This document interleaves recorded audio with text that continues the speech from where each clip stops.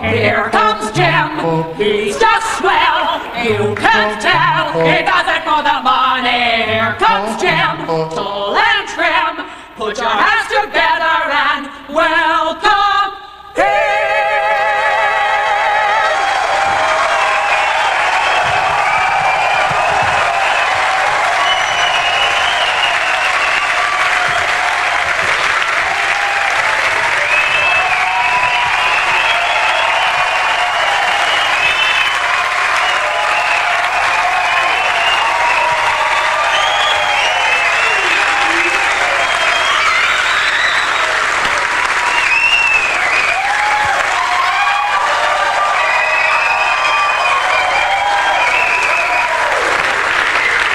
Gym dancers, ladies and gentlemen. Come on, give it up.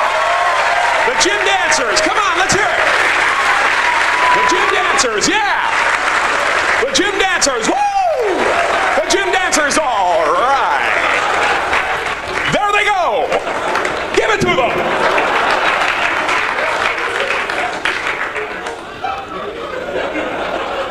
Well, good evening, ladies and gentlemen. My name is Jim Carrey, and how are you this evening? All righty then. I grew up in Canada.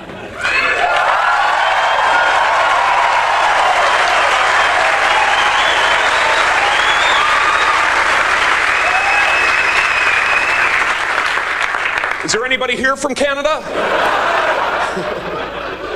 Now, I used to get really upset when I told people where I came from down in Los Angeles because I always got the same response.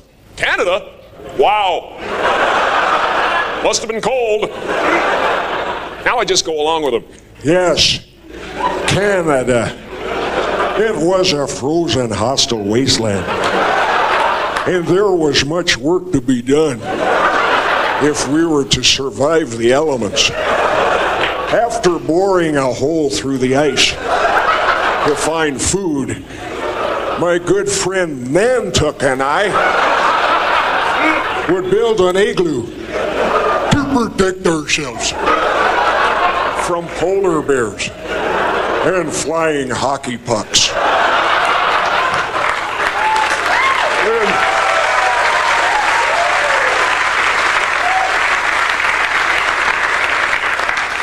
Then we would drink a lot of beer. And when Nantuck was ready, he would tell me the story of the great moose who said to the little squirrel, "Hey, Rocky, watch me pull a rabbit out of my hat."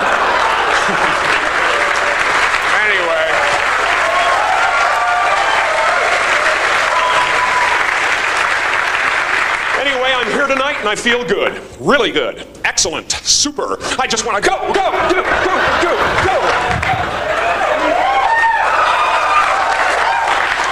I think those subliminal motivation tapes are starting to make a difference. Yeah, that's right. I listen to motivational tapes. Think I want to get stuck in this dead-end job? No, sorry, not me! I want to do something wonderful. I want to be one of those gospel singers on the PTL Club. Because those guys are just happy no matter what. I think I saw him on the hill the other day. I think I saw him when I watched the children play. But when I opened up my voice to sing in breaks, he ran away, ran away. My singing made sweet Jesus run away. I did not have to wait for judgment day because my singing made the good Lord.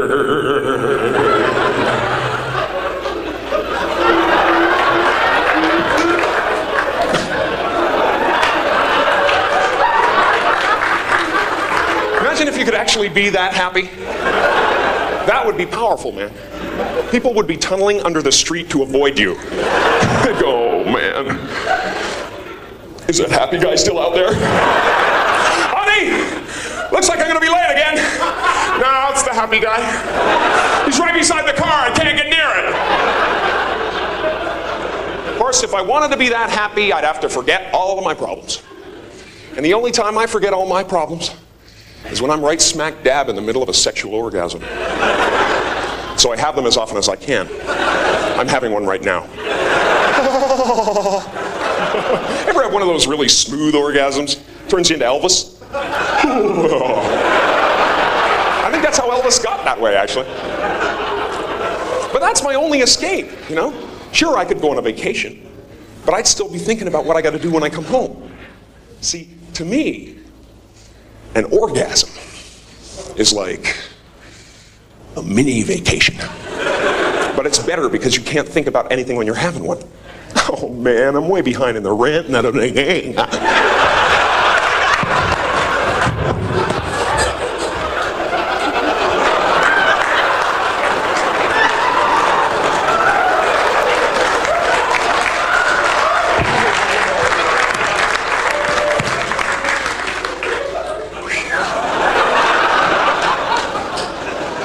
The kids need braces. What am I gonna do?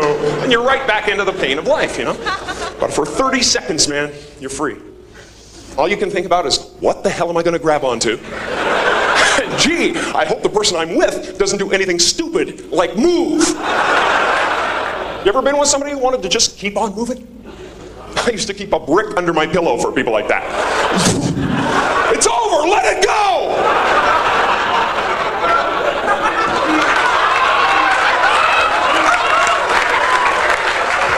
We won't go out with her again.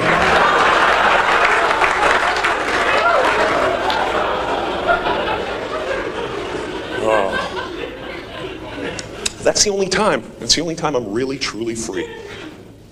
The rest of the time, I sit around and I worry about the stupidest things. Just stupid things, ideas. Like, what would you do if you found out your mom and dad went to hell? Wouldn't that just ruin the rest of your life? You'd be walking around, they taught me everything I know. I even look like them. Of course, my mom would drive the devil crazy if she ever went to hell. She'd spend eternity going, something's burning. I can smell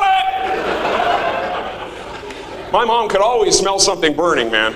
I spent half my childhood feeling the walls for hot spots. 9 times out of 10, it was my father. See, like a lot of smokers, his favorite cigarette of the day was that one right after dinner, you know, during his nap. Fun watching him wake up, though. Drop and roll, Dad!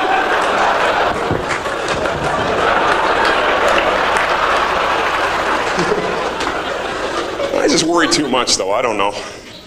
Maybe there is nothing to worry about. Maybe there's no actual place called hell. Maybe hell is having to listen to our grandparents breathe through their nose when they're eating a sandwich.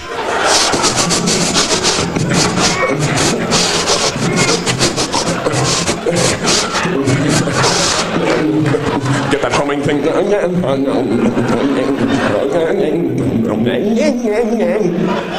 It's not a meal, it's a struggle for life itself.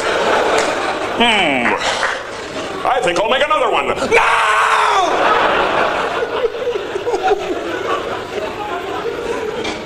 We'll be good. Here's a scary concept, though. Getting old.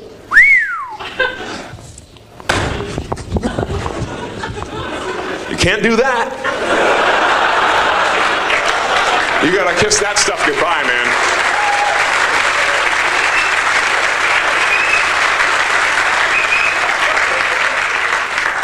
I just want to keep challenging myself, you know. I don't want to become the reminiscing guy. You know, people run into at bars and stuff. Can always tell how boring their life is by how far back they have to reach for glory. You're like,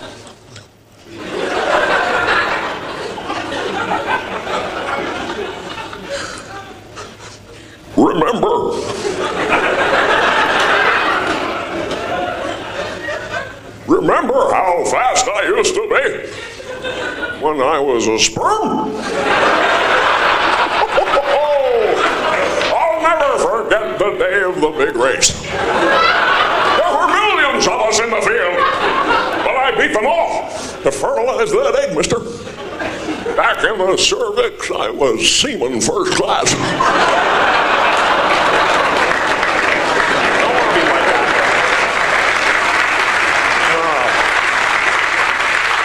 See, for for me, Jimmy Stewart is the kind of guy that I'd love to be. It's very difficult to be that, though, you know? I mean, he's just kind of up here somewhere.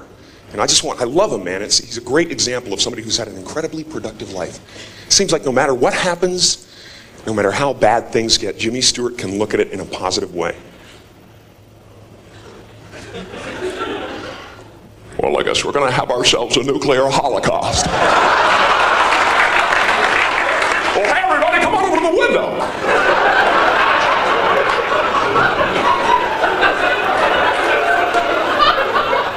Look at that mushroom cloud. Isn't that beautiful? And the amazing thing to me is that something so magnificent, colorful could just melt your face right off. That's positive energy, you know? You gotta look death right in the face. That's what Jimmy Stewart would do. Hi, Mr. Death, you look like you could use some soup. I want to be like that, man. Maybe I will be.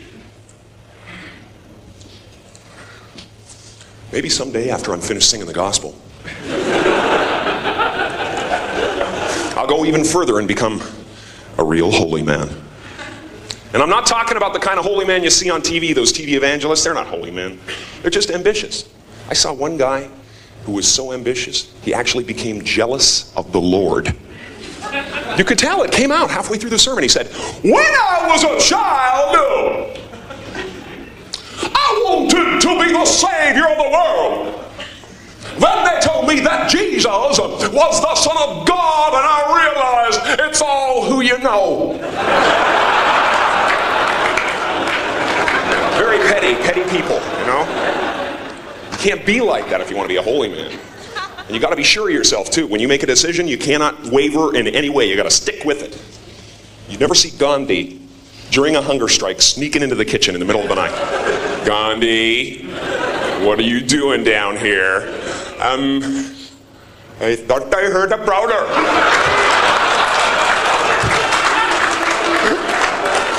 And I was going to hit him over the head with this giant bowl of potato salad. He would never put himself in that position, you know?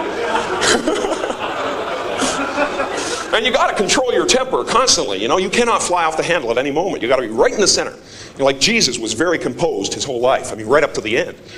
If that was me, I'd be up there going,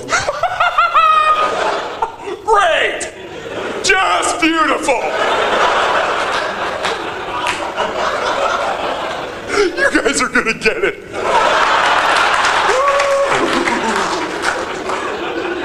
Wait till my father hears about it.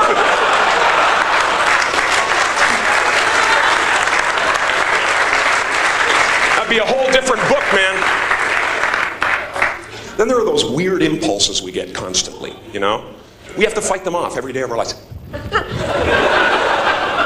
Those mad little impulses we get, and everybody gets them too. Like you'll be with a friend, it could be your best friend in the whole world, he's standing about 2 feet away talking to you, and you're thinking, my goodness, I could just fire out and hit him right now. He would never expect it. See, madness is never that far away.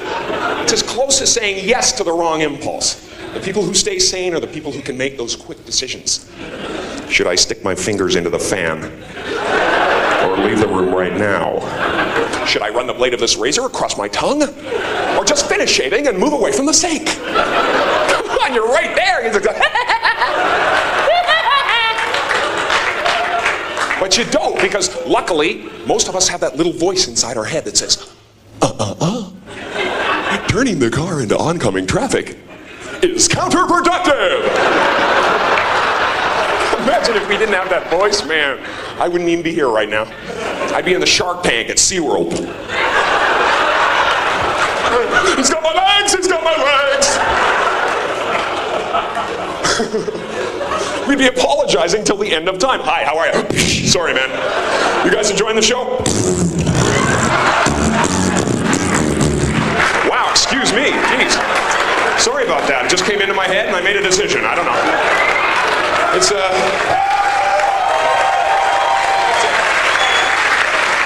I hate to turn my back on the audience, I really do. I think 9 out of 10 of the worst impulses we get, though, are when we're behind the wheel of a car, you know?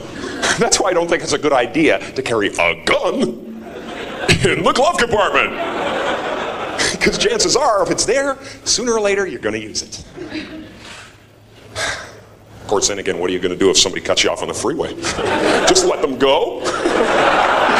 You pretty much have to shoot them, you know? Otherwise, they won't learn nothing.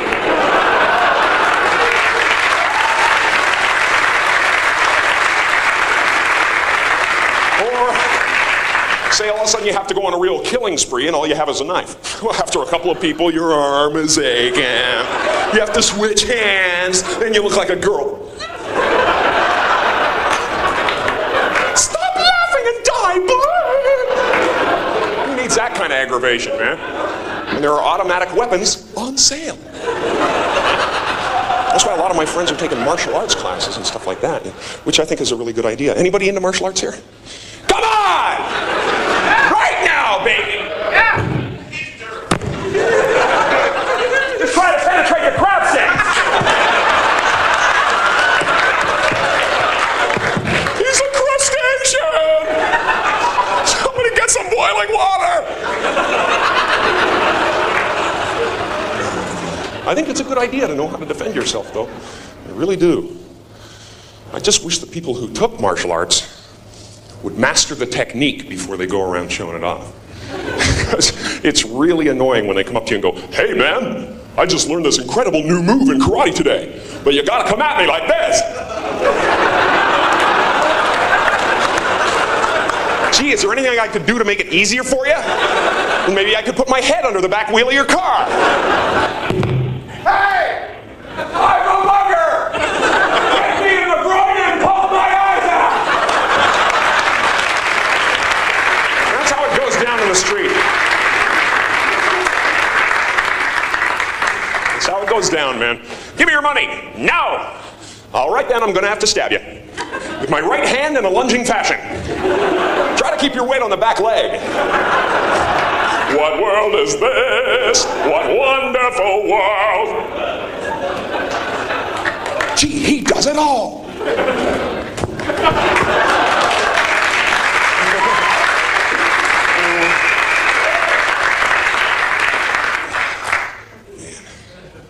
Of course, I don't think we'd need any of this stuff if we could just communicate to each other. Of course, if you wanted to do that, you'd have to find some kind of language that everyone understood. Myself, I think that's music. I happen to love it. Tell me, how am I supposed to live without you? Baby, I've been loving you so long.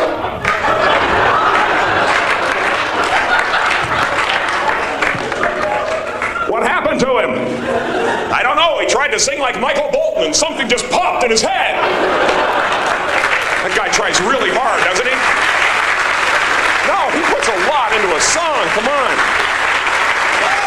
He is 99% effort, that man.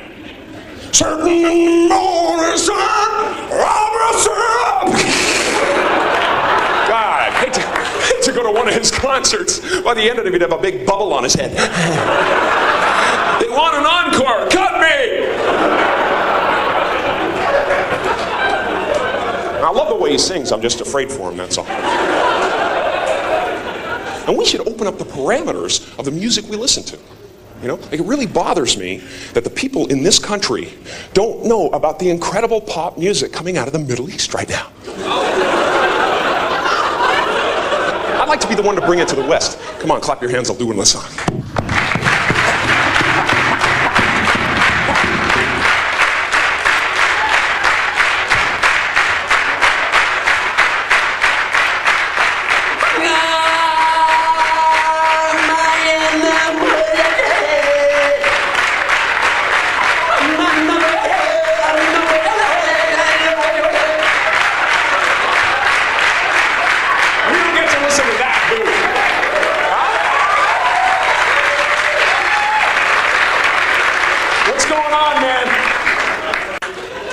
Payola, isn't it?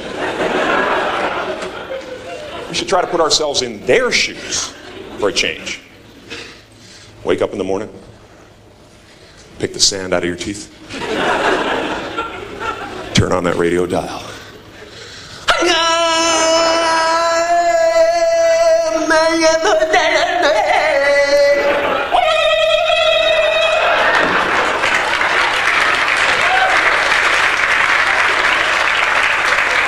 That was Honey Bob by Kool Abdul. Coming up next on Libya Rap, DJ Jazzy Mahanubar and the Fresh Roughs on Johnny.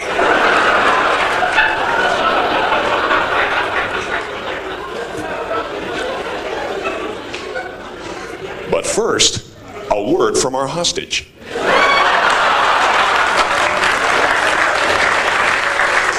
They mean business. Send more guns.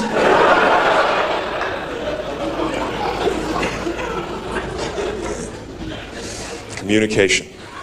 Hardest thing in the world. You know, I can look at you guys, I can communicate to you all night, but one-on-one, I'm terrible. There's certain things about communicating that really bother me. You know?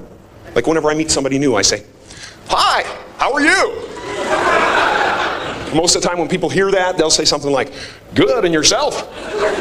Or "Fine, thank you very much." But sometimes they like to surprise you. "I've got no dream, man. I'm all dead inside." I'm sorry, wrong answer, but thank you for playing. Man, if I'm worried about something, I don't even want to leave my house anymore, because I know there's 5 people waiting out there somewhere just to ask me that question. "Hey, Jim, how are you?" And I go, "Really good. Please look away. Danger, danger, danger." I should change the response or something. You know? How am I? Gee, I don't know. Let me check.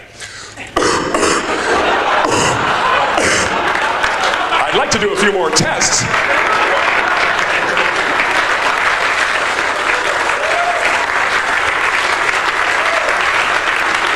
Thank you. The weird thing is, though, we've gotten so used to hearing this, "Hi, how are you?" that if somebody doesn't say it, we answer it anyway. "Hi, Bob. Good, and you?" Then the conversation goes nowhere because all you can hear is that voice in your head going,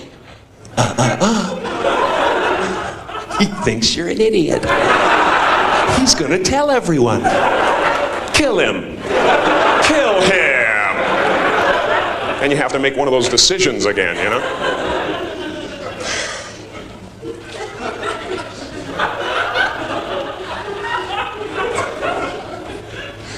See, I think body language is the communication of the future. For instance, if you stand like this, it means, "Hey girls, I'm single and I have a curvature of the spine." You gotta put it out there, you know? And guys, seriously, the walk is everything. The walk is the most important element. If you want a whole room full of ladies to know what you want without them getting the wrong idea, walk into a singles bar like this.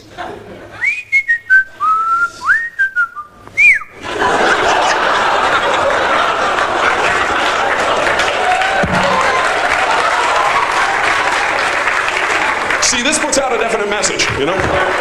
It says, "Listen,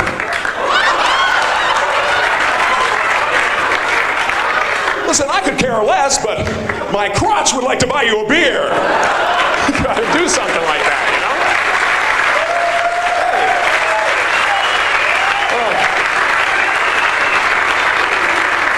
Believe me, these days, women have heard every line there is to say. Guys, you gotta get in there with something visual and distract them. "Hey, baby.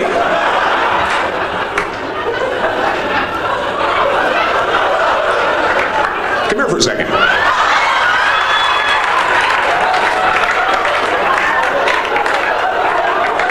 Yeah, you, come on over here. Listen,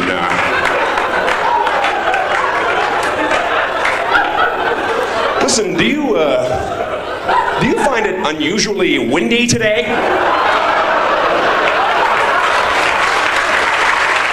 Thank you very much. You guys have been great. Had a wonderful time. Thank you.